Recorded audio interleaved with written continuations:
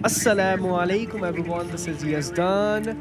ये है बुखारी की हदीस नंबर 3। हज़रत आयशा रदी अल्लाह अन्हा ने फरमाया कि हुज़ूर अकरम सल्लल्लाहु अलैहि वसल्लम पर सबसे पहली वही यानी कि अल्लाह का पैगाम, वही यानी अल्लाह का पैगाम, उसकी शुरुआत इस तरह हुई कि आपको रात के वक्त अच्छे और सच्चे ख्वाब दिखाई देते थे, और जो ख्वाब आप देखते थे वो बिल्कुल वैसे ही सुबह सच हो जाते थे।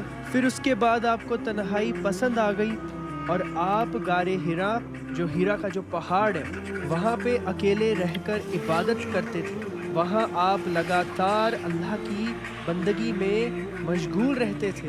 अल्लाह अकबर। हुज़ूर अकरम सल्लल्लाहु अलैहि वसल्लम गारे हिरा में जितने दिन तक रहते, उतने दिन का खाना अपने साथ ले जाते थे। इस हालत में यानी कि इस कंडीशन में एक दिन वही नाजिल हुई और जिब्राइल अलैहिस्सलाम आकर बोले, पढ़िए। आप सल्लल्लाहु अलैहि वसल्लम ने फरमाया, मैं कैसे पढ़ूं, मुझे पढ़ना नहीं आता। हुज़ूर अकरम सल्लल्लाहु अलैहि वसल्लम फरमाते हैं कि ये सुनकर उस फरिश्ते ने मुझे इस तरीके से भेजा को बहुत तकलीफ मालूम हुई और कहा, पढ़िए। मैंने कहा, मैं पढ़ना नहीं जानता। फिर उस फरिश्ते ने मुझे दोबारा पकड़कर ज़ोर से भेजा, यानी कि ज़ोर से पकड़ा, जिससे मुझे बहुत तकलीफ हुई, और फिर कहा, पढ़िए। मैंने फिर वही जवाब दिया। तीसरी दफ़ा फरिश्ते ने मुझे कस के पकड़ा और कहा, इकरा बिस्मी रब्बिका अल्लदी खलक।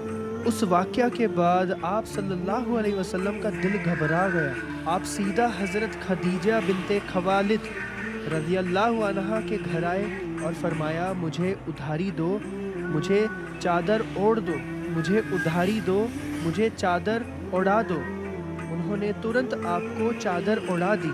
फिर जब हज़रत मोहम्मद मुस्तफ़ा सल्लल्लाहु अलैहि वसल्लम की हालत बेहतर हुई तो आपने पूरा वाक़या हज़रत खदीजा रज़ी अल्लाहु अन्हा को सुनाया और फरमाया, मुझे अपनी जान का खौफ है। अल्लाह अकबर। फिर हज़रत खदीजा ने अर्ज़ किया, या रसूल अल्लाह, हरगिज़ नहीं, अल्लाह ताला आपको ज़लील व रुस्वा ना फरमाएगा, क्योंकि आप हक़ के हामी हैं, सिला रहमी करने वाले, मुत्तहमिल सिला रहमी करने वाले हैं। कहा, हाँ, जो नबी ये पैगाम और ऐसे अहकाम लेकर आया, इसके साथ ज़रूर दुश्मनी की गई। अगर मैं आपके ज़माने नबुवत तक ज़िंदा रहा तो आपकी इंतहाई मदद करूँगा। इसके बाद वर्का ज़िंदा ना रहे बल्कि उनका इंतकाल हो गया और हुज़ूर अकरम सल्लल्लाहु अलैहि वसल्लम पर भी वही नाजिल ना हुई, कुछ अरसे तक रुकी रही। अल्लाह अकबर।